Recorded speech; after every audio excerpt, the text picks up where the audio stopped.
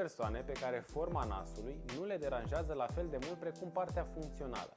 Atunci când septul sau peretele care separă cele două nări este deviat la stânga sau la dreapta, putem avea dificultăți de respirație.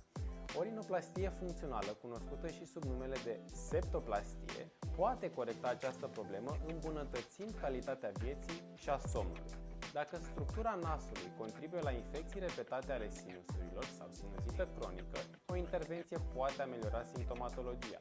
După un accident sau traumatism, rinoplastia poate restaura atât forma cât și funcționalitatea nasului.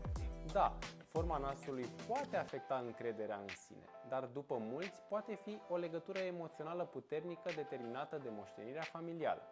Nasul perfect nu doar că arată bine, dar permite și o respirație adecvată în timp ce ne conturează identitatea.